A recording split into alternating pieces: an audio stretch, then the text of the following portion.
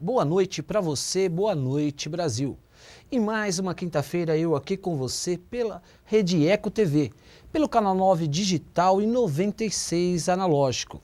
E para todo o Brasil pelo site www.redeecotv.com.br.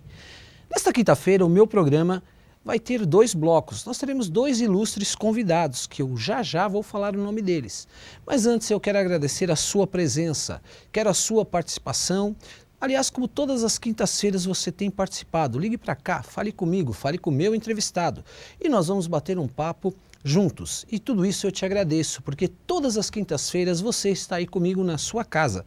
E eu estou aqui na Rede Eco TV, fazendo sempre o melhor para você. Quero mandar um grande abraço para o meu amigo e presidente da Associação dos Advogados, Dr. Roberto Gonçalves, pelo brilhante trabalho que vem sendo desenvolvido na Associação dos Advogados do Grande ABC. E também ao Dr. Fábio Picarelli, presidente da Ordem dos Advogados aqui da cidade de Santo André. Um grande abraço, doutor. Aliás, ontem na Casa do Advogado da cidade de Santo André foi realizada uma palestra a respeito de assinatura digital. Porque hoje tudo isso está se modernizando. Eu entrevistei aqui, não muito no passado, eu entrevistei aqui o Corregedor-Geral de Justiça, Dr. Renato Nalini. E ele dizia que a nossa justiça, a estrutura da nossa justiça, ainda vive no tempo da época do Império. Diante disso, estamos vivendo as modernizações através da era digital. A assinatura digital para o advogado está chegando e ontem esta palestra foi trazida com bastante clareza, que na Casa do Advogado no futuro terá também profissionais para auxiliar a todos os operadores do direito nessa futura tecnologia. Nessa noite está aqui comigo, eu vou falar agora o nome dele. Eu vou entrevistar Dr. Eduardo Leite. Ele foi o vereador eleito agora nas últimas eleições do partido dele com 4.670 votos. É um jovem político, ele é advogado. Ele foi diretor executivo da Ordem dos Advogados aqui da cidade de Santo André. No segundo bloco eu vou estar conversando com o doutor Ademir Espadafora, advogado, também foi diretor consultivo e é diretor executivo da Ordem dos Advogados aqui da cidade de Santo André. Ele tem um currículo maravilhoso. Ele foi presidente da CTBC, Companhia Telefônica da Borda do Campo, do ano de 93 até 1997. Você continua comigo. Houve um pequeno problema técnico, mas eu estou aqui com você pela Rede Eco TV. Eu agora vou conversar com ele, Dr. Eduardo Leite. Doutor Eduardo, obrigado pela sua presença e fico feliz pela sua presença no meu programa Cristiano para você. Eu que agradeço, Cristiano, quero dizer que eu estou muito feliz de poder participar aqui com vocês, quero desejar uma boa noite para todas as pessoas que estão nos assistindo. É um programa realmente bastante rico em conteúdo e informação. Tenho certeza que as pessoas que assistem o seu programa estão aí novamente para nos ouvir, nos assistir hoje, né? Muito bem, Eduardo, eu que agradeço mais uma vez, reiterando, né, aquilo que eu havia dito. Mas, Eduardo, na minha chamada, eu dizia dos 4.670 votos que você teve nas últimas eleições no cargo de vereador e você vai representar a nossa cidade aqui de Santo André. A pergunta que eu te faço, você me permita assim dizer, um jovem político, né, iniciando uma carreira, um mandato, a respeito da nossa democracia brasileira. Eu faço até um paralelo. Nos Estados Unidos da América, nós temos uma democracia considerada forte também, em termos de país. Só que lá nós temos dois partidos políticos. Nós temos os democratas e os republicanos. No Brasil, com a Constituição de 1988, foi adotado o pluripartidarismo. Eu te pergunto, como você vê hoje o nosso sistema brasileiro? Isso fortalece a democracia? Fazendo um paralelo com o sistema norte-americano. Bom, Eu considero a legislação eleitoral brasileira uma das mais avançadas do planeta. A nossa democracia é uma democracia muito sólida, né? Se solidificou nos últimos anos. É claro que o Brasil é um país jovem, né? A nossa Constituição Federal é uma das mais jovens do mundo, mas a nossa legislação eleitoral ela é muito completa. Em relação ao pluripartidarismo, Cristiano, eu considero um avanço no nosso modelo, nosso sistema democrático no Brasil. Por quê? Porque o poder legislativo, especialmente, é o poder onde estão representados os vários pensamentos de uma sociedade. Quando você restringe a 2 únicos partidos, você impede que outros segmentos, as minorias, né, tenham os seus representantes. Então, por isso que o sistema pluripartidário é um sistema mais democrático, porque permite que, inclusive, as minorias possam um dia se tornar maioria, né, não restringindo apenas 2 linhas de pensamento. Perfeito. Agora, caminhando nesse sentido, e isso no passado, nós tivemos 2 partidos, que era o MDB e a Arena, não é? Daí houve o pluripartidarismo. Agora vamos caminhar nesse sentido de raciocínio, a pergunta que eu te falo, é o aspecto ideológico. Eu acho que o seu raciocínio está perfeito, mas eu quero que nós vamos fazer um raciocínio para o nosso eleitor, o eleitor que eu digo, o nosso telespectador, e também eleitor que votou e vota. É um eleitor também. Exatamente. No sentido a respeito das coligações partidárias. Você não acha que se perde muito a identidade de um partido? Porque cada partido ele tem uma ideologia, ele defende um estatuto, e de repente quando se existe uma coligação no aspecto proporcional, ele perde aquela ideologia. Aí a pergunta que eu te faço em relação a isso, você acha que precisa vir uma reforma partidária ainda no Brasil? Eu tenho certeza que nosso país precisa de uma reforma política, né, inclusive partidária. Eu acredito que nós temos muitos partidos pequenos que poderiam se fundir com outros. Eu sou favorável à cláusula de barreiras. Eu acho que nós temos um exagero de partidos. O pluripartidarismo é muito saudável, mas nós não podemos exagerar na dose. Então, por exemplo, partidos que às vezes não atingem sequer 0,5% das intenções de voto no país, eu acredito que não deveriam ter, talvez, tempo de televisão, deveríamos ter alguns benefícios que os partidos políticos, independente da sua representatividade, possuem, acabam estimulando essa criação de vários partidos pequenos, né? Esse aumento exagerado do número de partidos políticos. Então, por exemplo, o tempo de TV, independente do tamanho do partido, é um problema, porque daí você acaba favorecendo a criação de partidos políticos apenas para negociar o horário da TV. O fundo partidário, o acesso ao fundo partidário também deveria também ter restrição, né? Então, eu acho que algumas medidas para restringir a quantidade de partidos políticos hoje no Brasil deveriam ser adotadas, mas não caminhar para o sistema americano do bipartidarismo. Eu acredito que é preciso ter uma certa representatividade para poder ter acesso a alguns direitos, né? Essa é a minha visão. Bom, perfeito. Só um minutinho.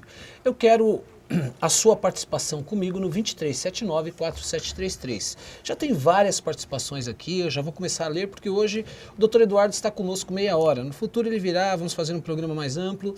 Então, para que realmente você que participa comigo todas as quintas e também está participando de outras pessoas, já vou começar a fazer a pergunta. Um grande abraço para vocês que estão comigo. Ligue agora, 2379-4733. Estou conversando com ele, doutor Eduardo Leite, o vereador mais votado do partido dele, com 4.670 votos aqui pela cidade de Santo André. Eduardo, antes de já colocar a participação dos meus telespectadores, que todas as quintas estão participando conosco, nós falamos de reforma política, e uma coisa que eu acho, o que eu te pergunto é do voto distrital. Por que eu falo a respeito do voto distrital? Até para esclarecer o telespectador, e principalmente em termos de Estado, né? Você pega um deputado que é lá de uma determinada ponta do Estado e às vezes ele vem aqui pegar o voto e ele não tem comprometimento nenhum porque ele não conhece a terra, a nossa terra, né? Então eu queria saber qual é a sua visão a respeito do voto distrital. Como você vê a respeito disso do voto distrital dentro dessa questão reforma política? Eu não acho saudável também o voto distrital, sinceramente, porque eu acredito que o deputado estadual, por exemplo, a função do deputado estadual qual é? É fiscalizar o governador do estado, é aprovar e criar leis que vão favorecer ou beneficiar ou atingir o estado de São Paulo, e é também propor políticas públicas para o estado de São Paulo. Então, embora ele tenha um vínculo com a cidade natal, evidentemente, o deputado estadual, o parlamentar, a função dele é atuar em benefício do estado inteiro. Assim como numa Câmara Municipal, Perfeito. O vereador, ele não é um vereador apenas do seu bairro, porque quando ele fiscaliza o prefeito, quando ele propõe um projeto de lei, quando ele propõe políticas públicas, ele tem que pensar na cidade como um todo. É claro que ele vai conhecer melhor o bairro que ele mora ou o bairro que ele frequenta, mas a ação parlamentar tem que ser focada no todo, né? Porque é inerente à função do parlamentar. Por isso que eu acho que o voto distrital, talvez um voto distrital misto, não sei, mas eu ficaria do jeito que está. Perfeito. Vamos às participações. Ronaldo de Castro. Ronaldo, um grande abraço para você. Você é aqui da cidade de Santo André, do centro aqui da cidade. Um grande abraço, parabenizando o programa do Dr. Cristiano e também mandando um abraço para o vereador Eduardo Leite. Manda um abraço para ele. Poxa, um abraço, Ronaldo. Obrigado. Viu? O Luan Carvalho, ele é da cidade de Mauá, Zaira 2. Um grande abraço para a cidade de Mauá, aí do bairro Zaira 2, que sempre liga. Aliás, as 7 cidades participam sempre comigo. Ele pergunta, é correto um candidato tipo palhaço que puxa votos? Você é a favor desse coeficiente eleitoral? Ele deve estar falando do Tiririca, eu acho que no caso, né? Que foi Sim. tal. E aquela questão do coeficiente eleitoral que acaba, às vezes, elegendo alguns outros também candidatos que ele discute a respeito dessa legitimidade quanto a essa representatividade. Como você vê isso? Eu acho que isso é o fruto um pouco da necessidade de nós avançarmos na questão do fortalecimento dos partidos políticos. Porque é o seguinte, quando o brasileiro, ele vota na pessoa, né? Não dá tanta importância para o partido, né? Para procurar saber qual a linha ideológica, o que o partido político do candidato defende, qual a linha desse partido. Então, no Brasil é assim, as pessoas votam na pessoa. Então, quando acontece isso, acontece fenômeno por exemplo, do Tiririca. As pessoas não procuraram saber qual era a linha ideológica do partido ao qual o Tiririca é filiado, se defende pontos de vista progressistas ou não progressistas, enfim. Foi um voto que o Tiririca conseguiu cativar. Com a campanha eleitoral que ele fez, muito inteligente, é inegável, uma campanha criativa. E, inclusive, o próprio Tiririca tem surpreendendo muita gente, né? Vem surpreendendo muita gente, sendo um deputado federal bastante atuante. Né? Outro dia eu estava vendo uma reportagem, ele Comissão de Educação. É um dos que menos faltou nas sessões. Então, enfim, são as surpresas que as eleições reservam, né? Muito bom. O Elvio Sinclair, um grande abraço para você, da cidade de Diadema, minha querida Diadema, um grande abraço, do bairro Campanário. Ele adora o programa e quer saber se o Eduardo Leite... Por que o pai dele não se candidatou mais? Manda abraços. Olha, nós fazemos parte de um grupo político que sempre apostou na renovação. Então, na eleição passada, meu pai já tinha o desejo de não disputar, mas havia uma necessidade dele se lançar novamente candidato a vereador para podermos ajudar o nosso candidato a prefeito. Nesta eleição, como ele já havia anunciado que não sairia mais candidato, a gente faz parte de um grupo político que discute constantemente política na nossa cidade. Esse grupo me indicou, né? fui indicado e eu acabei sendo o candidato. Mas o meu pai foi uma opção dele, né? O meu pai ele contribuiu bastante pela nossa cidade como vereador. Tenho certeza que ele sai dia 31 de dezembro de cabeça erguida da Câmara Municipal com a certeza de que ele fez a sua parte, deu a sua contribuição para a nossa cidade. Muito bom. Marlene Tartucci, minha amiga Marlene Tartucci, um grande abraço para você. Você sempre está comigo todas as quintas-feiras. Um abraço para você e toda a família. Ela é também daqui da cidade de Santo André do Jardim do Estádio. Não perde nenhum programa e quer saber o que o Dr. Eduardo Leite acha do julgamento do mensalão. Vai acabar em pizza, na sua opinião? Olha, Marlene, pelo resultado das votações no Supremo Tribunal Federal, vai haver muitas condenações. Eu, particularmente, acho que a mídia está exagerando na dose em relação ao julgamento do mensalão. A impressão que se dá é que é algo mais terrível do que foi o nazismo na Alemanha da época da Segunda Guerra Mundial. É claro que nós não podemos aceitar em nenhum momento a corrupção, seja de qual forma ela se manifesta. Porém, eu acho que tem que ser uma regra geral, tem que valer para, como diz um amigo meu, pau que bate em Chico, bate em Francisco, certo? Então, da mesma forma que o mensalão, vamos chamar, né, de mensalão, que está julgando políticos ligados ao PT, ao PTB e a outras agremiações, também é preciso que se julgue o mensalão de Minas Gerais, com o senador Eduardo Azeredo envolvido e outros políticos também de outros partidos, como é o caso desse senador do PSDB. Então, acho que tem que ser o julgamento desses casos tem que ser amplo e com todos os casos envolvidos, né? Não apenas pegar um lado e bater como a mídia vem batendo com fins eleitorais. E vamos à participação aqui de mais pessoas. Mas antes da participação aqui, eu quero te fazer algumas perguntas. Claro. A respeito de um Brasil. Nós vemos um Brasil hoje em desenvolvimento, um Brasil que ele caminha aí fazendo parte dos BRICS, né? Você tem aí um Brasil hoje que é visto em todo mundo.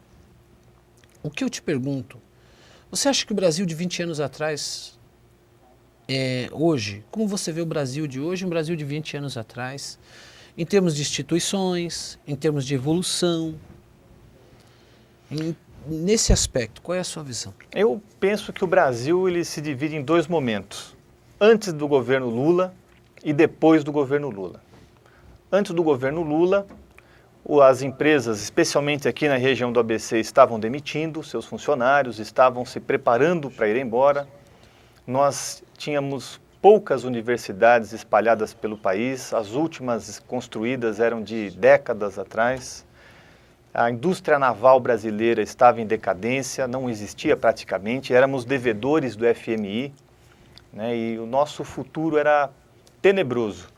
Com a eleição do presidente Lula, o Brasil passou a ser credor do FMI, a nossa indústria naval foi reativada, foram criadas diversas universidades federais, uma delas aqui na região do Grande ABC, é importante destacar, e também a nossa economia foi consolidada, as indústrias passaram a contratar e a se fixar mais no nosso país, com medidas muito ousadas, né? Então eu acredito que o Brasil é um país jovem, temos que ter essa consciência. Acabamos de falar da Constituição Federal, que é de 88.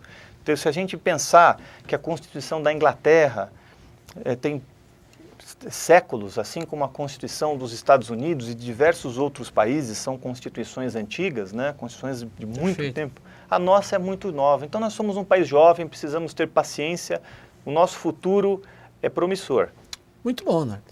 Nós temos aqui mais algumas participações, mas nosso horário hoje é apenas meia hora de programa, mas eu vou fazer as perguntas sim em consideração a todos os telespectadores que estão ligando. Mas nós temos aqui um quadro chamado Pela Ordem, né? Claro. O advogado ele pede a palavra pela ordem em qualquer lugar e esse quadro foi instituído. Você foi um diretor, né, executivo da ordem aqui dos advogados da cidade de Santo André. Eu queria ouvir de você como advogado, como profissional, falando fazendo um paralelo, falamos de um Brasil, vou falar de uma instituição agora, né? Claro. Você que viveu dois momentos, como você hoje vê a nossa instituição? Eu acho que a OAB de Santo André ela está cumprindo o papel ao qual ela tem vocação, que é inteirar, né, trabalhar próximo à sociedade. Então, quando a OAB se posicionou no começo dessa atual gestão, né, que eu fiz parte, com muito orgulho, a favor da ouvidoria da cidade, quando surgiu um movimento para extinguir a ouvidoria, quando a OAB se posicionou contra o aumento de vagas de cadeiras na Câmara Municipal de Santo André, quando a OAB se posicionou a favor da lei do ficha limpa, eu acho que a OAB passou a cumprir o papel que a sociedade espera, que é o papel de vigilante das nossas instituições, né? De estar, como já cumpriu no passado, a OAB foi pioneira na defesa da democracia junto com outras forças políticas do nosso país. Eu acho que agora em Santo André a OAB também passa a cumprir o papel que a sociedade espera que ela cumpra. Muito bom. Vamos à participação. Eu vou ler as 3 perguntas, porque devido ao nosso adiantar da hora, né? A Leide Marie. Leide, um grande abraço da cidade de São Caetano do Sul, as 7 cidades sempre comigo, todas as quintas-feiras. Ela adora o Dr. Cristiano, eu que te adoro porque você está aí comigo.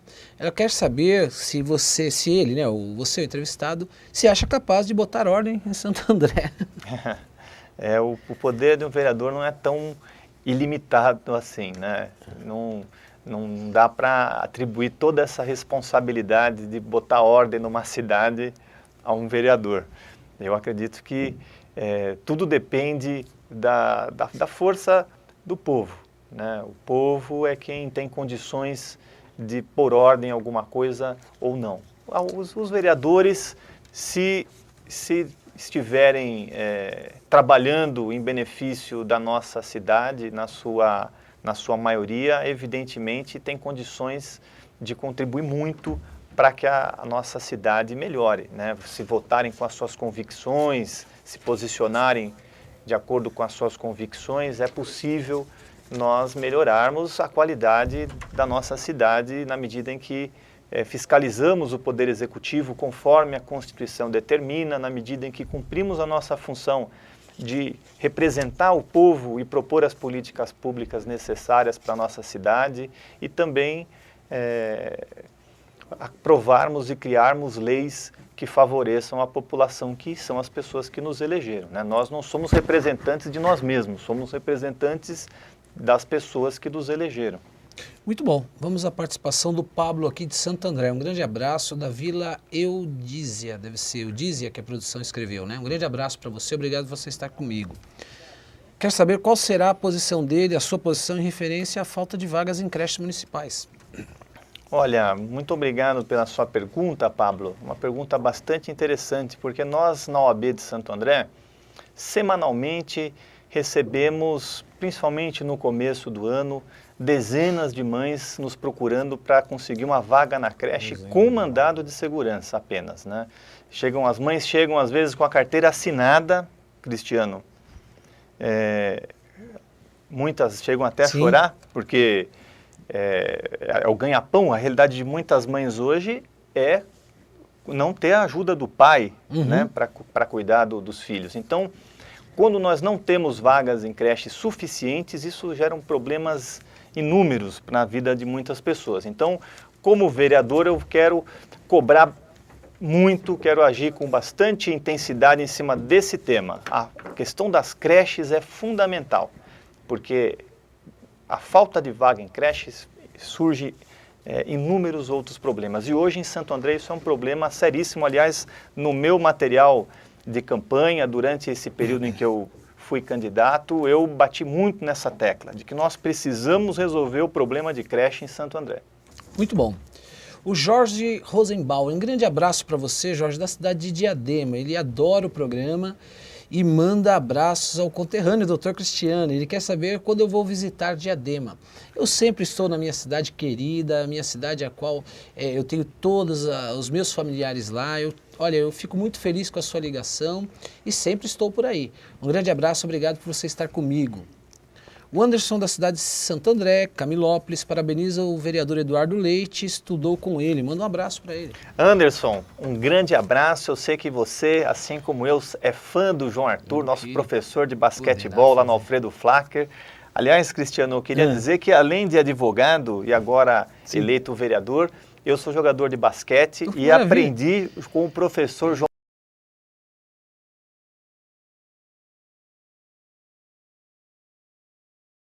Um professor excepcional e que mudou a vida de muitos jovens lá de Camilópolis. Anderson, um grande abraço para você e para todos os meus amigos da escolinha Alfredo Flacker. Muito bom. Maria das Graças, um grande abraço para você também aqui da cidade, lá do bairro Camilópolis. Quer saber se o candidato do partido do vereador perder, o que ele poderá fazer pela saúde? Manda abraço para você. Olha, nessa possibilidade improvável, eu vou cobrar e vou fiscalizar seja lá quem for o próximo prefeito, Maria da Graça. Eu quero, aliás, te dar um grande abraço. Eu sei que você torceu bastante por mim e quero dizer que é muito improvável que isso aconteça. Eu tenho certeza que o meu candidato vai vencer as eleições e vai resolver o problema da saúde em Santo André. Eduardo, nós temos ainda 2 participações, mas nosso horário está estouradíssimo, né? Daqui a pouco vou falar das participações ainda, mas eu queria que você fizesse já as suas considerações finais a respeito da sua participação. Poxa vida, Cristiano, eu agradeço a oportunidade de vir aqui, poder conversar com você e conversar com as pessoas que estão nos assistindo. Eu espero voltar com mais tempo para a gente poder debater algumas ideias, aprofundar em alguns temas que eu acho importantes para a nossa cidade e para o nosso país. No momento também após as eleições, eu acho que nós vamos ter mais liberdade para poder aprofundar mais em alguns problemas da nossa cidade. Então, o que eu gostaria de dar um grande abraço a todos vocês que estão até agora nos acompanhando no programa e agradecer a oportunidade de poder estar aqui, Cristiano. Um grande abraço a todos e todas. Eu quero dizer, agradecer a sua presença, né? Desejar êxito na sua carreira, né? Que você tem já uma trajetória como advogado, sei da sua capacidade profissional, conheço como profissional e sei que você será um grande representante na Câmara Municipal aqui da cidade de Santo André. E é isso que a nossa sociedade brasileira, em especial a sociedade do nosso município, espera.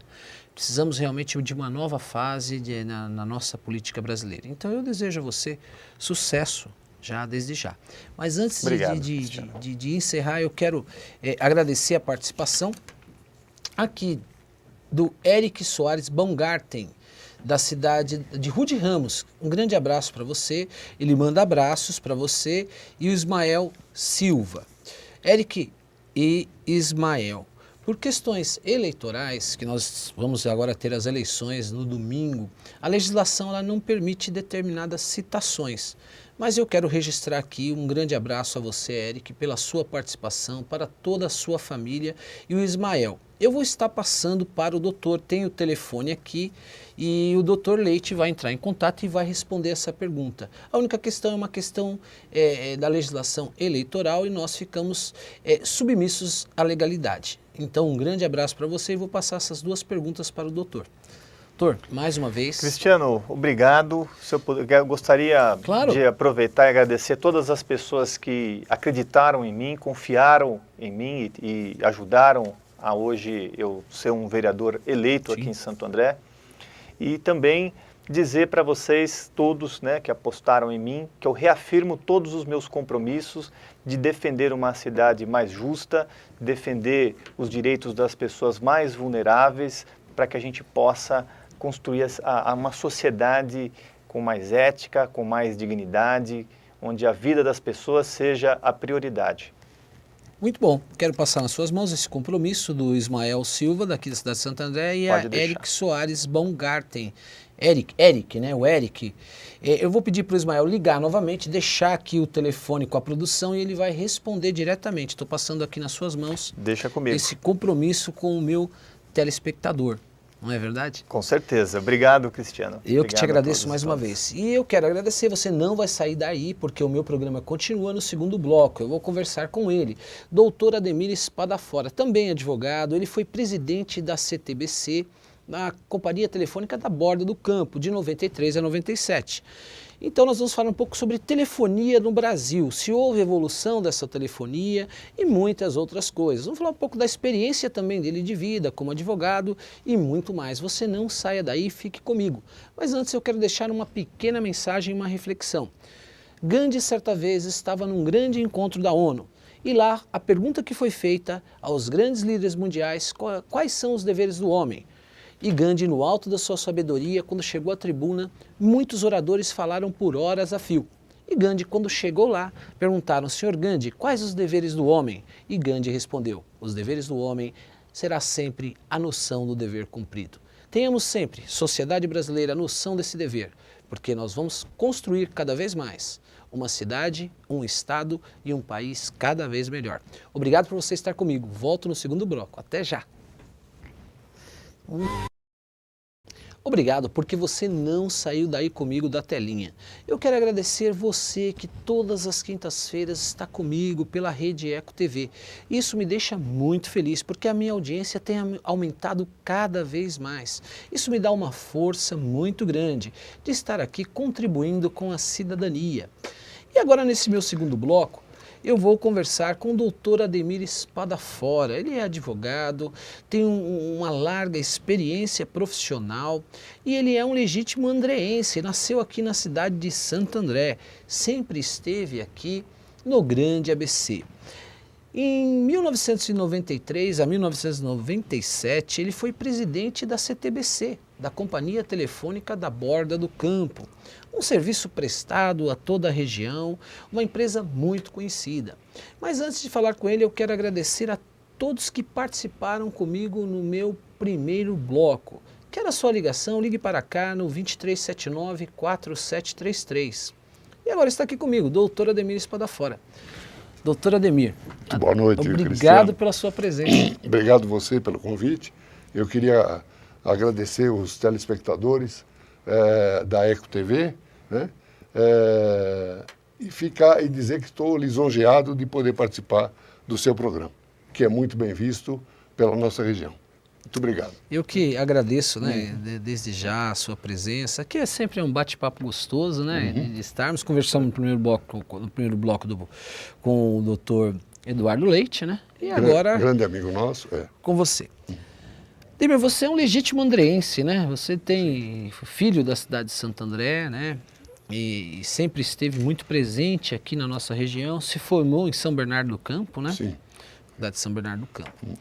E eu falava na minha chamada que você foi presidente da CTBC, né? Companhia Telefônica da Borda do Campo, uma grande empresa que deu uma grande contribuição. Me lembro da época dos carnês que se pagava para conseguir um telefone, né? O que eu te pergunto, a nossa telefonia, ela evoluiu? Cristiano, você tem que fazer um breve histórico, até para elucidar os telespectadores que estão nos prestigiando nessa audição. A CTBC nasceu, na realidade, de um movimento rotário, né? Eu acredito que hoje, com o passar do tempo, a gente vai ficando velho, vai ficando meio jurássico. Experiente. Mas tem coisas que a história passa, por vezes, desapercebida pela maioria dos usuários de telefonia, né? A CTBC nasceu em 54 pelo Rotary Club de Santo André, através de empresários de proeminência na região, como Oliver Tonhato, Vicente Martins Júnior, né?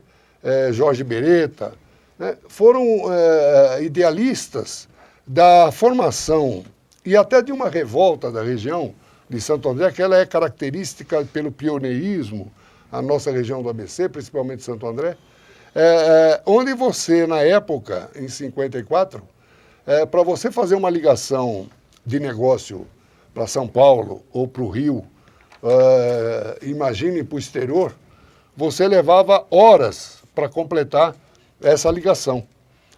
Diziam que, às vezes, era mais fácil você pegar o carro ou um avião e ir para o Rio de Janeiro resolver seus problemas, do que tentar uma negociação por telefone. E nessa ocasião, em 54, formou-se a Companhia Telefônica da Borda do Campo, que foi, desde o início, marcada pelo pioneirismo no serviço de prestação, na prestação de serviço telefônico na região. Nós começamos com um equipamento super moderno, onde você tinha uma central telefônica, para quem era da área de telefonia, há de entender o que eu estou dizendo.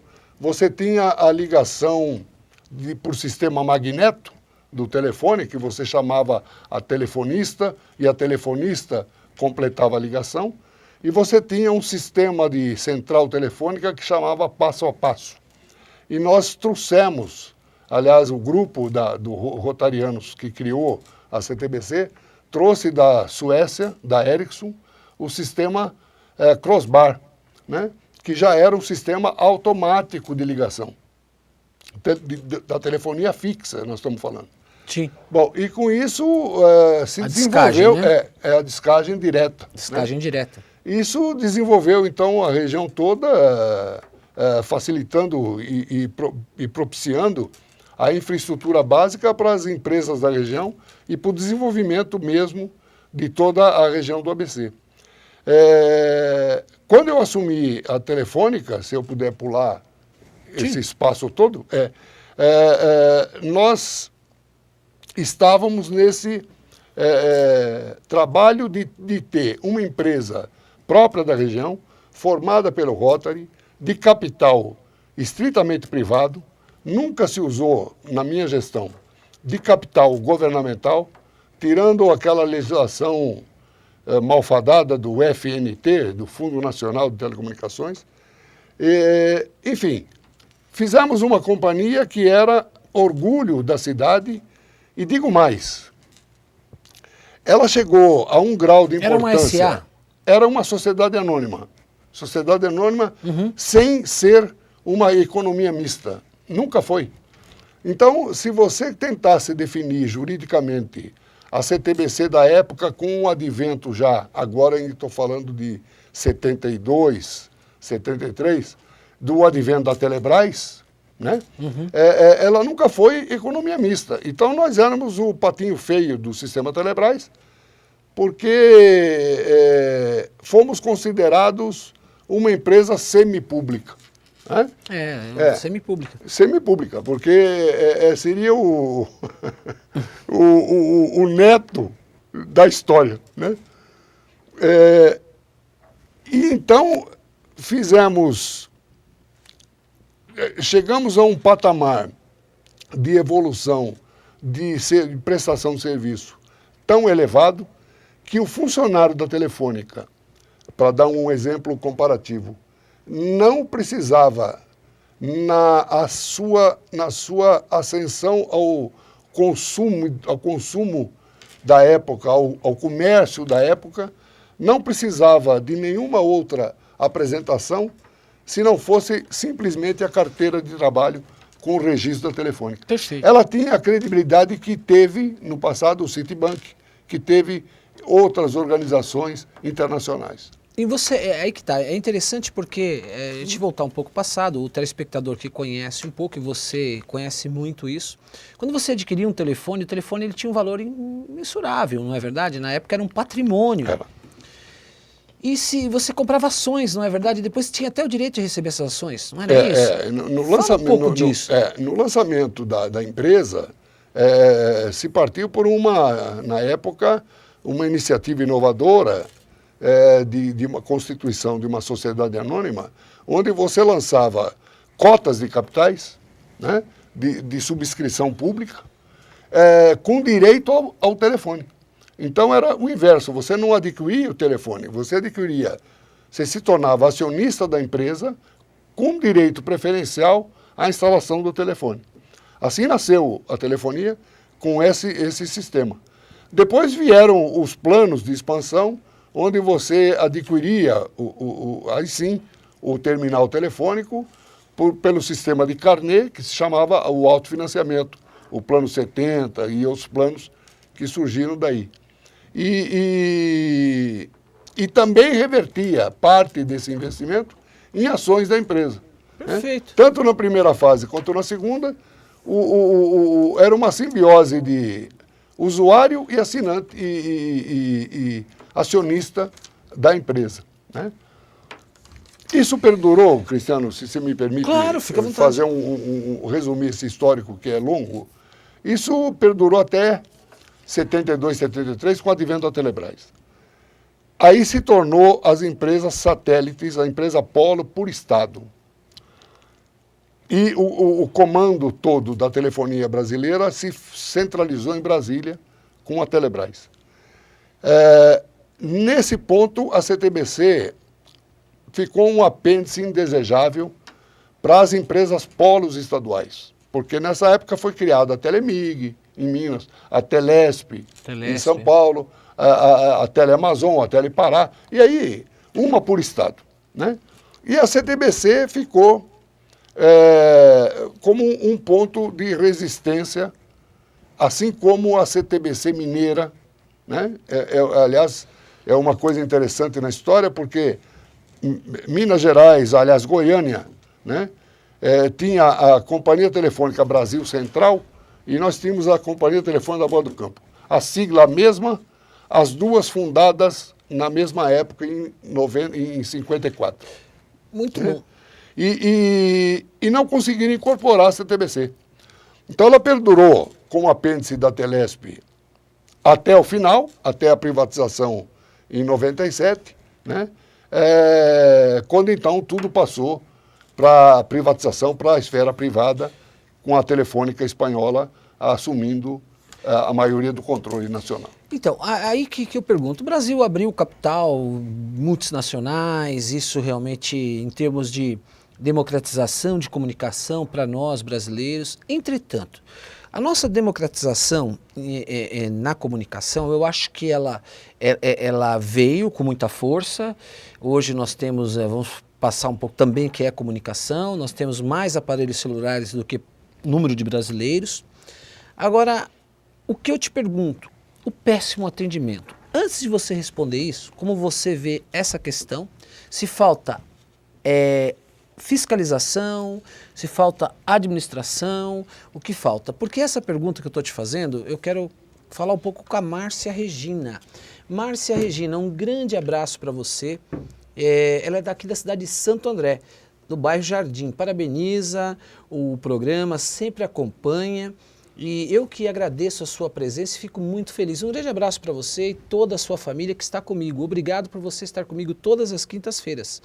Ela pergunta, na opinião dele, por que, Ademir, o atendimento da Vivo Telefônica é péssimo? Eu encaixei exatamente nisso que é a pergunta que eu te fiz. Exatamente, Márcia. É natural da evolução. Eu sempre disse que o Brasil peca, o Brasil como um órgão de gestão dos serviços públicos nacionais, peca por uma falta de orientação do caminho público a ser seguido. E não é de hoje que, lamentavelmente, isso acontece, sem falar em questões político-partidárias. O Brasil, se amanhã se disser que o pão é alimento nacional,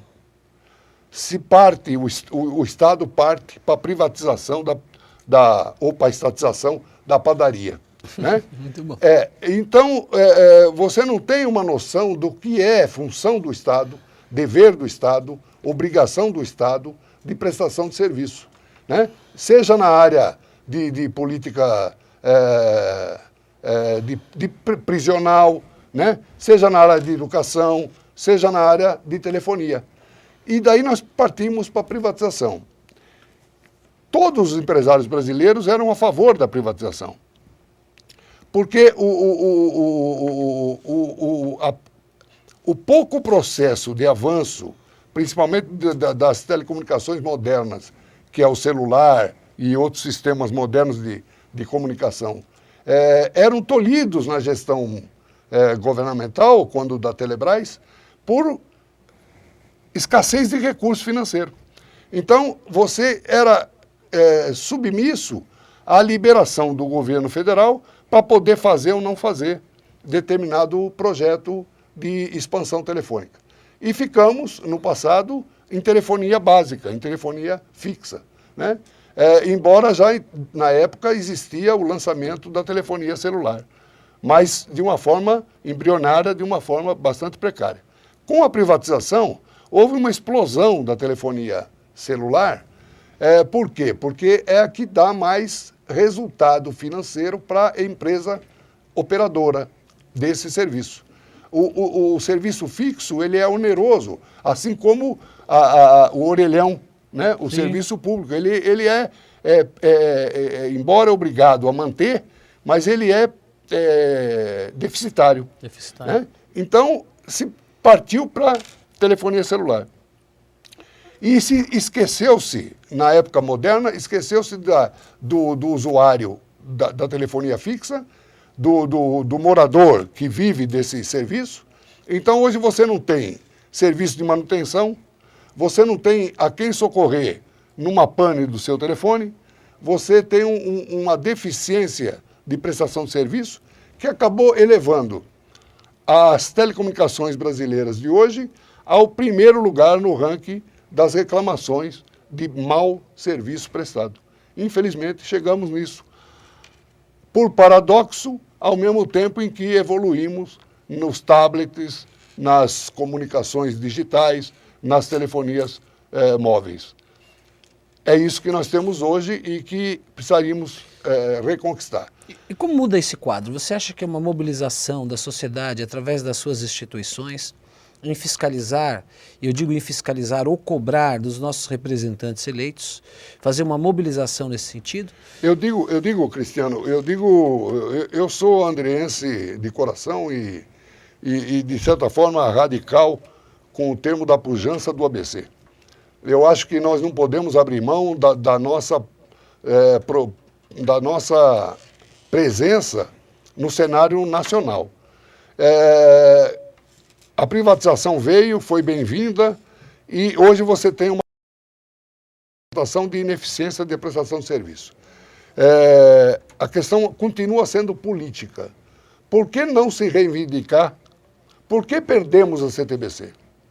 Né? Por que não se reivindicar uma diretoria regional da própria Telesp, da própria operadora que hoje vinga a nível nacional? Né? Por que não ter uma diretoria que se preocupa com a região do ABC, pela importância que a região tem no cenário político, no cenário econômico nacional? É isso que eu digo. Então, se houvesse isso, nós teríamos um atendimento preferencial aos nossos assinantes, um atendimento de primeira ordem, né? E um trabalho que eliminasse essa hoje lamentável má prestação de serviço. Muito bom. Ademir, nós temos um quadro aqui que é chamado Pela Ordem, estamos caminhando aí, né? Eu queria ouvir de você, você foi presidente da nossa ordem, da 38ª subseção aqui da cidade de Santo André. Você também trouxe grandes conquistas aqui para a classe dos advogados, foi conselheiro também,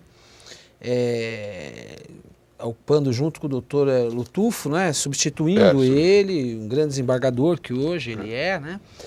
E eu queria que você falasse um pouco da nossa ordem, a ordem que você também já administrou, a ordem de hoje, como você vê esse aspecto dessa evolução? Porque a ordem, ela dá uma grande contribuição à sociedade civil, ela tem esse papel fundamental e você tem competência para falar a respeito disso.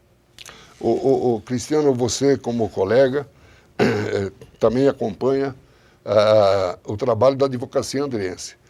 Eu continuo sendo, apesar da idade, continuo sendo um idealista da profissão. Eu sempre disse que se tivesse que voltar atrás, eu seria advogado de novo, né?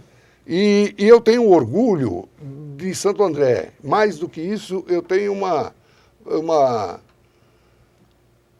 eu não diria prepotência, mas eu tenho um orgulho enraizado de dizer que nós somos a máquina propulsora Santo André, junto com a região do ABC, do Estado de São Paulo, a nível de OAB.